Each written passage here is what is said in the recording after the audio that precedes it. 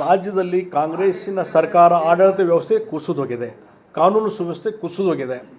ಮತ್ತು C M D C M ನಡುವೆ ಮುಖ್ಯಮಂತ್ರಿ ಯಾರಾಗಬೇಕು ಯಾರಾಗಬಾರ್ದು ಅನ್ನುವಂಥದ್ದು ಬಗ್ಗೆ ಚರ್ಚೆ ಮಾಡೋದ್ರಲ್ಲೇ ಇವರು ಕಾಲಹರಣ ಮಾಡ್ತಾ ಇದ್ದಾರೆ.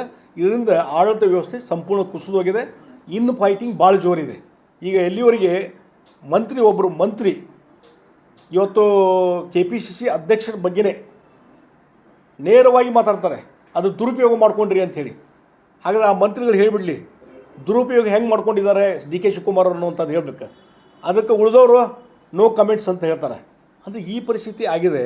ಅದಕ್ಕಾಗಿ ಈ ಕಡೆ ಏನಾಗಿದೆ, DK ಶಿವಕುಮಾರರು ಅವರೇನೋ ಒಂದು ಅಗ್ರಿಮೆಂಟ್ ಆಗಿತ್ತಲ್ಲ, ಅದ್ರ ಪ್ರಕಾರ ಮುಖ್ಯಮಂತ್ರಿ ರಾಜೀನಾಮೆ ಕೊಡಬೇಕು, ನಾ ಮುಖ್ಯಮಂತ್ರಿ ಆಗ್ಬೇಕಂತ ಅವ್ರು ಹಠಕ್ಕೆ ಕೂತಿದ್ದಾರೆ.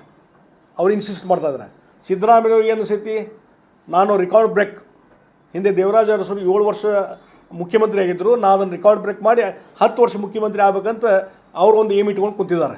ಮತ್ತು ಎಲ್ಲಿವರೆಗೆ ಅಂದರೆ ಇನ್ನು ಸಿದ್ದರಾಮಯ್ಯವ್ರ ಮಾತು ನಂಬುವಂಥ ಪರಿಸ್ಥಿತಿನೇ ಇಲ್ಲ. ಯಾಕಂದರೆ ಹಿಂದೆ 2 ಸಲ ಹೇಳಿದ್ರು ಅವರು, ಇದು ನಮ್ಮದು ಕೊನೆ ಎಲೆಕ್ಷನ್ ಅಂಥೇಳಿ. ಈಗ ಹಿಂದಿನ ಸಲನೂ ಕೊನೆ ಎಲೆಕ್ಷನ್ ಆದರೂ ಮತ್ತೆ ನಿಂತರು ಮುಖ್ಯಮಂತ್ರಿ ಆದ್ರೀಗ. ಈಗ ಮೊದಲು ಹುರುಪಾಗಿಬಿಟ್ಟಿದ್ದಾರೆ. ಈಗ ಏನಂದ್ರೆ ಈ 10 ವರ್ಷದ ಅವಧಿ ಮುಗಿಸಿ ಮುಂದಿನ ಸಲನೂ ಮತ್ತೆ ಮುಖ್ಯಮಂತ್ರಿ ಆಗ್ಬೇಕಂತೇಳಿ ಮುಂದಿನ ಚುನಾವಣೆಯಲ್ಲಿ ನಾನು ನಿಲ್ತೆ ಅಂತ ಹೇಳಿಬಿಟ್ರಿ ಈಗ ಅವ್ರಿಗೆ. It is threat to the DK Shivakumar. ಅದಕ್ಕಾಗಿ ಈ ರೀತಿ ಚಾಲೆಂಜ್, ಹೇಗೆ 78 ವಯಸ್ಸಿಗೆ ಯಾರಿಗೆ ಸಿದ್ದರಾಮಯ್ಯವ್ರಿಗೆ ಆದರೂ ಮತ್ತು ಹೊಸ ಹುಮ್ಮಸ್ಸು ಬಂದುಬಿಟ್ಟಿದೆ ಈಗ ಅವ್ರಿಗೆ. ಆ ಅಧಿಕಾರದ ಲಾಲಸೆಯೊಳಗೆ ಸರ್ಕಾರದ ಅಡ್ಮಿನಿಸ್ಟ್ರೇಷನ್ ಕೊಲ್ಯಾಪ್ಸ್ ಆಗಿದೆ.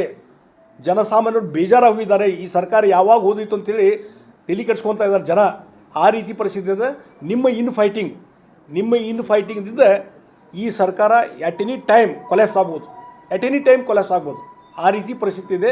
ಇನ್ ಫೈಟಿಂಗ್ ಇನ್ನೂ ಜಾಸ್ತಿ ಆಗ್ತದೆ. DK ಶಿವಕುಮಾರ್ ಹೊರಗೆ ಮಾತಾಡ್ತಾ ಇಲ್ಲ, ಯಾಕೆ ಅವರು ಅಧ್ಯಕ್ಷರು. ಅವ್ರು ಮಾತಾಡೋಕ್ಕೆ ಚಾಲು ಮಾಡಿದರೆ ಇದೆಲ್ಲ ಸ್ಫೋಟ ಆಗ್ತದೆ. ಇನ್ನೂ ಆ ಪರಿಸ್ಥಿತಿ ಬಂದದ ರಾಜ್ಯದಲ್ಲಿ.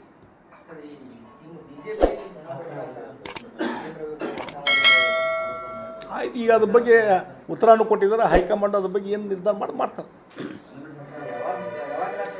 ಆದಷ್ಟು ಆಗ್ತದೆ. 2-3 ವರ್ಷ ಇಲ್ಲ, 2-3 ವರ್ಷ ಆಗಿಲ್ಲ.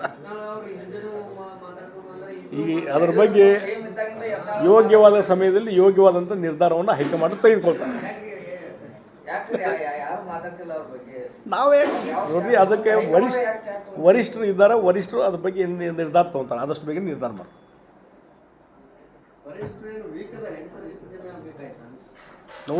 ತೊಗೊತಾರೆ ಆದಷ್ಟು ಬೇಗ ನಿರ್ಧಾರ.